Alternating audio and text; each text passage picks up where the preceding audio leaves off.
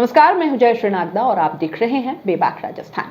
इस देश में राजनेताओं का अपमान बड़ा हो जाता है। जिसे देखो मेरा अपमान किया, मुझे ये कह दिया। अरे यहां तक कि प्रधानमंत्री तक इस बात से सिंपैथी लेते हुए दिखाई देते हैं कि मैं इतनी गालियां खाता हूं, ये बात न जाने कितनी बार कह दी गई होगी। कभी खुले मंच से, कभी किसी इंटरव्यू के माध्यम से और कभी फोन पर। जैसे इस बार उपराष्ट्रपति धनखड़ को फोन कर कहा गया कि मैं तो 20 साल से अपमान सह रहा हूं। आप सोचिए कि अपमान क्यों हो रहा है, हो भी रहा है, या इसे अपमान और गालियों का केवल रूप दिया जा रहा है। एक सुनियोजित व्यवस्था बनाई जा रही है। पैटर्न देखेंगे तो समझ भी जाएंगे।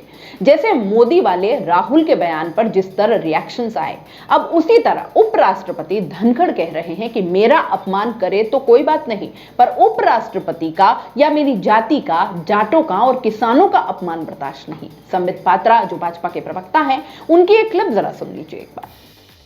और एक बात मैं स्पष्ट रूप से बता दूं और कान खोल के सुनिए,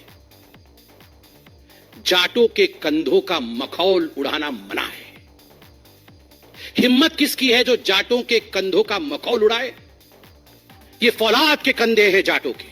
जब जब मां भारती की आवश्यकता रही है, जब जब मां भारती की सुरक्षा की आवश्यकता रही है, हमारे जाट भाइयों ने फौलाद के कंधों के साथ सीना तान करके हिंदुस्तान के लिए वो खड़े रहे हैं। इसलिए आगाह करते हैं, जाटों के कंधों का मजाक कोई ना उड़ाए। ये कंधे मां भारती के कंधे हैं और जाटों की रीढ़ की हड्डी कभी झुक नहीं सकती। ये वो रीढ़ की हड्डी है जो हम सबको एक करके खड़ा करती है। इसलिए जाटों की रीढ़ की हड्डी झुक गई है, इसकी मिमिक्री करने की कोशिश करना यह अपमानजनक है, आपत्तिजनक है, दुखद है। यह राष्ट्रीय शौर्य के साथ खिलवाड़ है। सुना आपने? आप बताइए कैसे हुआ जाटों का और किसानों का अपमान? किसने किया? किसी भी निलंबित सांसद जो बाहर बैठा है, किसी ने कुछ नहीं कहा। कोई बोला तो कुछ है ही नहीं। उपराष्ट्रपति जगदीप धनखड़ की मिमिक्री समस्त जाटों और किसानों का अपमान आखिर कैसे हो गई? उपराष्ट्रपति तो सबके होते हैं, देश के हर व्यक्ति, हर वर्ग का प्रतिनिधित्व कर रहे हैं। ऐसे में कोई अगर कहे कि किसी जाति या समाज से या फिर उन्हें किसी तबके से जोड़ता है तो यह उनकी पद की गरिमा के खिलाफ है। यह समझना होगा, लेकिन क्या करें, यहां तो उपराष्ट्रपति खुद जाति की दुहाई दे रहे हैं, तो फिर शिकायत किससे की जाए? टीएमसी सांसद ने किसी जाति तबके की नहीं बल्कि उपराष्ट्रपति की मिमिक्री की थी, नकल जरूर उतारी थी। बीजेपी इसे मुद्दा बनाकर अब भुना रही है। मीडिया को ये एक झुंझुना उन्होंने पकड़ाया हुआ है और उधर विपक्ष की गैर मौजूदगी का फायदा उठाकर धड़ाधड़ बिना किसी बहस के बिल पे बिल पास कर लिए जाएंगे और किए जा रहे हैं। अरे कहते हैं कि निंदक नियरे राखिए आंगन गुटी छवाए। कुछ कमियां निकलेगी, मंथन होगा तो कुछ अच्छा ही निकल कर आएगा। इतनी हड़बड़ी आखिर क्यों है? कहीं कुछ गलत तो नहीं करना चाहते और इसीलिए निलंबन का ये पूरा का पूरा खेल रचा गया?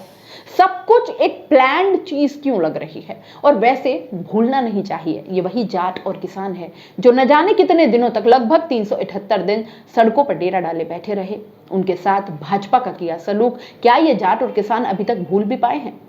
तब सभापति महोदय इनसे मिलने या इनकी पीड़ा साझा करने कितनी बार वहां पहुंचे थे? मेरे ध्यान में नहीं है, आपके हूं तो आप जरूर बताएं। क्या लगता है आपको इन्हें बरगलाकर, नफरत फैलाकर, उकसाकर सियासी फायदा उठाना चाहते हैं? वैसे इस सब का जवाब जाटों की ओर से भी आ गया है। बॉक्सर विजेंद्र सिंह का कहना है कि जाटों का अपमान हो गया और जाटों को पता ही नहीं चला।